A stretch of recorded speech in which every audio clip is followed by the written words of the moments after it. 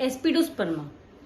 अभी तक आप में से कई लोगों ने इसका नाम सुन लिया होगा और काफी लोगों की हमारे पास क्वेरीज आ रही हैं, व्हाट्सएप्स आ रहे हैं कि एडवाइसेस के लिए कि क्या ये मेडिसिन सच में ऑक्सीजन को बढ़ा सकती है। व्हाट्सएप पे काफी फॉरवर्ड्स हो रहे हैं इस मेडिसिन को लेके कि जो एस्पिडोस्पर्मा है वो ऑक्सीजन को बढ़ाने में हेल्प करती है और इसको इतने डोज में लेना चाहिए और ये काफी यूजफुल है ऑक्सीजन बढ़ाने के लिए। तो आज हम बात करेंगे एस्पिडोस्पर्मा के बारे में कि क्या सच में ये मेडिसिन ऑक्सीजन बढ़ाने में हेल्पफुल है कि नहीं है, और अगर है तो क्या डोजेस आप ले सकते हैं, क्या सभी लोग इसको ले सकते हैं या नहीं। तो इस पूरी जानकारी के लिए वीडियो से जुड़े रहिए और वीडियो को एंड तक जरूर देखें। वीडियो को आगे बढ़ाने से पहले चैनल को सब्सक्राइब करना ना भूलें।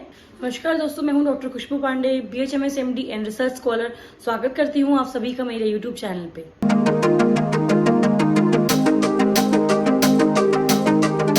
जब कभी भी बॉडी में ऑक्सीजन का लेवल कम हो जाता है या ऑक्सीजन सारे जो टिश्यूज हैं, सारे जो बॉडी पार्ट्स हैं वहां तक नहीं पहुंच पाती है, तो हमारी बॉडी खुद से ही अलग अलग फीडबैक मैकेनिज्म स्टिमुलेट किए जाते हैं ताकि बॉडी को हर जगह से किसी न किसी मीडियम के थ्रू बॉडी में ऑक्सीजन पहुंच सके, अलग अलग पार्ट्स तक ऑक्सीजन पहुंच सके। तो एक जो मैकेनिज्म होता है वो ये होता है कि जो रेस्पिरेटरी सेंटर होते हैं ब्रेन में वो स्टिमुलेट होता है।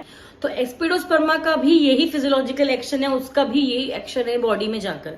ये क्या करता है, अगर बॉडी में ऑक्सीडेशन प्रोसेस स्लो है या फिर कमी हो रही है ऑक्सीजन की, तो जो रेस्पिरेटरी सेंटर है उसको स्टिमुलेट करता है ताकि कार्बोनिक एसिड जो है वो एक्सक्रीट होता है और जो ऑक्सीडेशन है वो इंक्रीज होता है।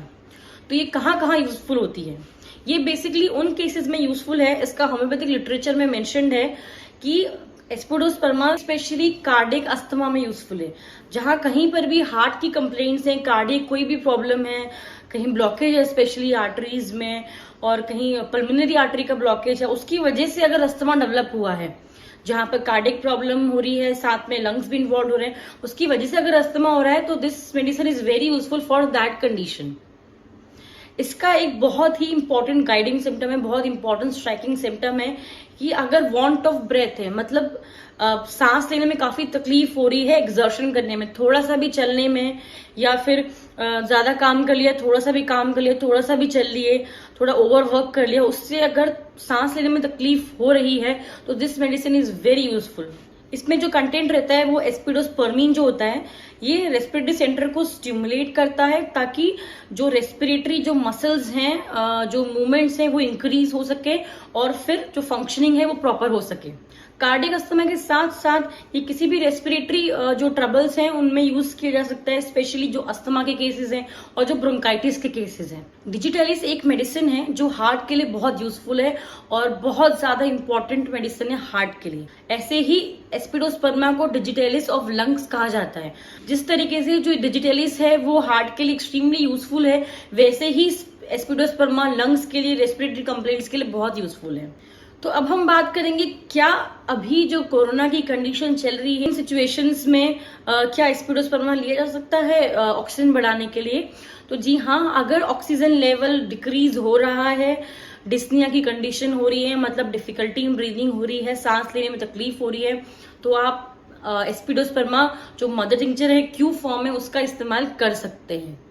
मैं आपको ये रिकमेंड करूंगी कि अगर आपको कोई तकलीफ हो रही है, ब्रीदिंग में डिफिकल्टी हो रही है, या फिर आपका जो SpO2 लेवल है वो गिर रहा है, वो कम हो रहा है, तो आप इसको यूज करिए। अगर आपका SpO2 लेवल नॉर्मल है, 95 से ऊपर आता है, 95-96 आ रहा है, तो आपको ये मेडिसिन लेने की नीड नहीं है। जब ऑलरेडी आपका जो ऑक्सीजन लेवल है वो बराबर है, नॉर्मल है, तो इस मेडिसिन को रेगुलर लेने की नीड नहीं है। सांस लेने में तकलीफ हो रही है तभी इसको लीजिए, अदरवाइज मत लीजिए। या SpO2 लेवल गिर रहा है, 93, 92, 91 है, तब आप इसको यूज कर सकते हैं। अगर आपका जो ऑक्सीजन लेवल है इस मेडिसिन को लेने के बाद भी ठीक नहीं हो रहा है, 92, 91 हो गया, 90 से नीचे जा रहा है आपको ऑक्सीजन और आपको रिलीफ नहीं मिल रहा है, तो प्लीज इसको लाइटली मत लीजिएगा। कि ऐसा नहीं है कि आप इस मेडिसिन को कंटिन्यू लेते जा रहे हैं और आपको रिलीफ नहीं मिल रहा है। प्लीज आप कोई भी जो नियर बाय हॉस्पिटल है वहां कांटेक्ट करिएगा। तो इस कंडीशन को लाइटली मत लीजिएगा। साथ में आप चला सकते हैं, अगर आपका 92, 93, 94 है, आपको दिक्कत हो रही है, तब आप ले सकते हैं। बट अगर प्रॉब्लम ज्यादा हो रही है, क्रिटिकल हो रही है, बढ़ रही है, ऐसा नहीं तो इसको आप ऐसे मत यूज करिएगा, हॉस्पिटल जरूर विजिट करिएगा। यहाँ पर एक चीज और ध्यान में रखने की है कि आपको ये ध्यान में रखना जरूरी है कि अगर आपको सांस लेने में तकलीफ हो रही है तो क्या वो सांस लेने में तकलीफ SpO2 लेवल गिरने की वजह से ही हो रही है, या आपको अस्थमा है, ब्रोंकाइटिस है, या फिर कार्डियक अस्थमा है, कुछ और प्रॉब्लम्स तो नहीं है। अभी के टाइम पे, कोरोना के टाइम पे ये मेडिसिन काफी पॉपुलर हो रही है। तो मैं आपको ये बताना चाहूंगी कि अभी नॉर्मल वायरल भी हो रहा है, चेंज ऑफ वेदर भी हो रहा है, तो कई लोगों को बलगम की दिक्कत हो रही है या फिर जुकाम हो रहा है, तो उसकी वजह से भी, या साइनस की प्रॉब्लम हो रही है तो उसकी वजह से भी सांस लेने में तकलीफ हो रही है। तो अगर इन चीजों की वजह से आपको सांस लेने में तकलीफ हो रही है, उस चीज को लेकर घबराइए मत। अगर आपके पास पल्स ऑक्सीमीटर है तो चेक करिए। अगर आपका ऑक्सीजन लेवल कम हो रहा है या विदाउट एनी रीजन कि आपको अगर बलगम की शिकायत नहीं है इतनी, या सिर्फ नॉर्मल गले में अटक रहा है, नाक बंद हो रही है, उस वजह से अगर सांस लेने में तकलीफ हो रही है, तो उस केस में इस मेडिसिन को लेने की रिक्वायरमेंट नहीं है। आपको फिर दूसरी मेडिसिन आप ले सकते हैं केस के अकॉर्डिंग। नाक बंद हो रहा है कि पॉलिप है या एलर्जिक राइनाइटिस तो नहीं है, बलगम गले में अटक रहा है उस वजह से तो नहीं है। तो याद रखिएगा, सिर्फ सांस लेने में तकलीफ सिर्फ कोरोना की वजह से ही नहीं हो सकता, और भी इसके कारण हैं, तो वो जानना बहुत जरूरी है। इसलिए बेहतर है, अगर आपको कंफर्म है कि आपका SpO2 लेवल गिर रहा है या आप पॉजिटिव आए हैं कोविड है, तो आप इस मेडिसिन को लीजिए, अदरवाइज लेने की नीड नहीं है। तो अब हम जानेंगे कि क्या डोजेस रह सकती हैं, कितनी बूंदें या कितना आपको ये मेडिसिन लेनी है। क्यू फॉर्म में, मदर टिंचर की फॉर्म में ये यूजफुल है। तो अगर आपका जो ऑक्सीजन लेवल है 93, 94 या ऑल्टरनेट कई बार चेंज हो रहा है, कभी 94, 95 आ रहा है, 92, 93, 94 आ रहा है, तो आप इसकी 10 ड्रॉप्स आधे कप पानी में 5-7 दिन लेंगे तो आपको काफी रिलीफ मिलेगा। फिर अपना आप ऑक्सीजन लेवल मॉनिटर कर सकते हैं।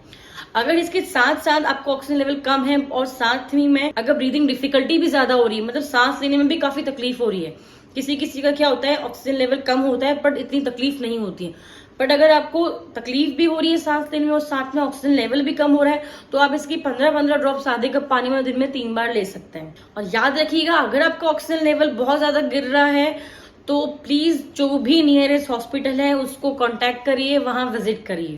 जिसको दिक्कत है वो ही दवाई लें, अगर कोई दिक्कत नहीं है तो दवाई प्लीज मत लीजिए।